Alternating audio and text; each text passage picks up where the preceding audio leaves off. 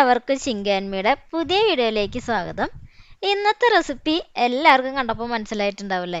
എല്ലാവർക്കും കഴിക്കാൻ ഇഷ്ടമുള്ള ഒരു ചക്കവറവിൻ്റെ റെസിപ്പി ആയിട്ടാണ് ട്ടോ ഇന്ന് വന്നിട്ടുള്ളത്. അപ്പോൾ ഇത് വളരെ സിമ്പിളായിട്ട് എങ്ങനെ തയ്യാറാക്കി എടുക്കാം എന്നതാണ് ഇന്നത്തെ വീഡിയോ.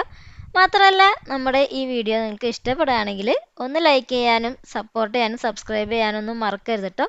അപ്പോൾ നമുക്ക് വീഡിയോയിലേക്ക് കിടക്കാം.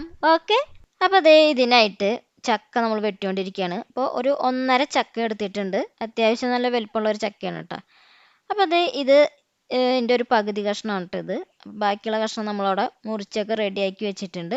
അപ്പോൾ ഇതിൻ്റെ മോൾ ഭാഗത്തുള്ള പശയൊക്കെ കളഞ്ഞ് ഇതിൻ്റെ ചുളയൊക്കെ പറിച്ചെടുക്കണം. അപ്പോൾ ഇത് പറിക്കാനുള്ളതാക്കി റെഡിയാക്കി വെച്ചിരിക്കുകയാണ് കേട്ടോ.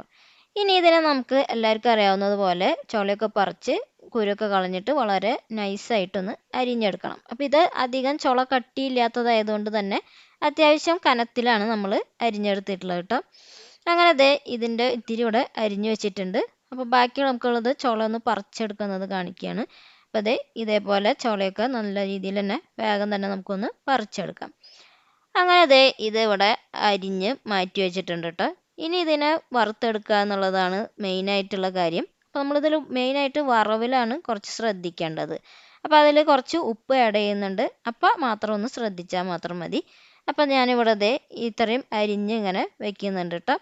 അപ്പോൾ ഈ ഒരു പരുവത്തിലാണ് നമ്മളിത് അരിഞ്ഞെടുത്തിട്ടുള്ളത്. അപ്പോൾ ഇനി നമുക്കിതൊന്ന് വറുത്തെടുക്കാം. അപ്പോൾ വിറകടുപ്പിലാണ് കേട്ടോ വറുക്കുന്നത്. അതിലേക്ക് ഒരു ഉരുളി വെച്ചിട്ട് നല്ല വെളിച്ചെണ്ണ ഒഴിച്ചു കൊടുക്കുക. ആവശ്യത്തിന് വെളിച്ചെണ്ണ ഒഴിച്ചിട്ട് ഇതൊന്ന് ചൂടായി വരട്ടെ. അപ്പോൾ അതിന് മുന്നായിട്ട് നമുക്ക് ഇതിലേക്ക് ചേർക്കാനായിട്ടുള്ള മഞ്ഞൾപ്പൊടിയും ഉപ്പും കൂടി കലക്കിയിട്ടുള്ള വെള്ളം ഇവിടെ റെഡിയാക്കി വെച്ചിട്ടുണ്ട് കേട്ടോ. അങ്ങനെ നമ്മുടെ വെളിച്ചെണ്ണ ഇവിടെ ചൂടായി വന്നിട്ടുണ്ട്. ഇതിലേക്ക് ഇതേ രീതിയിലൊന്ന് ഇട്ട് കൊടുക്കാം.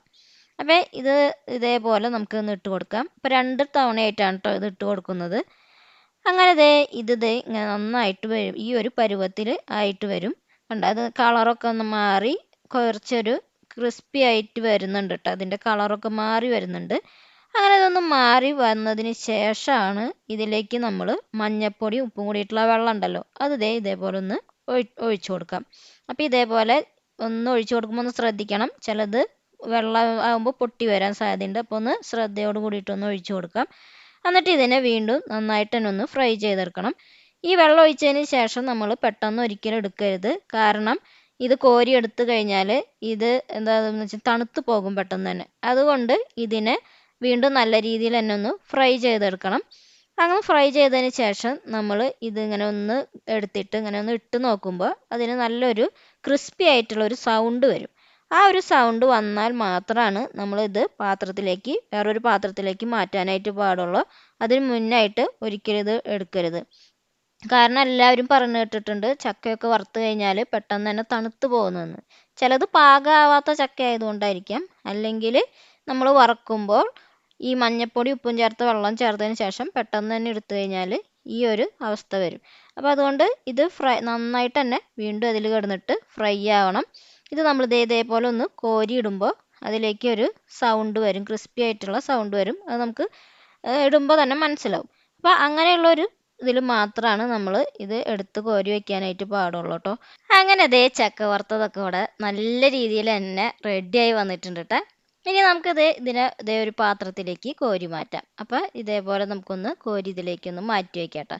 അപ്പോൾ ഇതാണ് ഇന്നത്തെ നമ്മുടെ വീഡിയോ. വളരെ സിമ്പിളായിട്ട് എങ്ങനെ ചക്ക വറുത്തത് തയ്യാറാക്കി എടുക്കുക എന്നതാണ് കേട്ടോ ഇന്നത്തെ വീഡിയോ.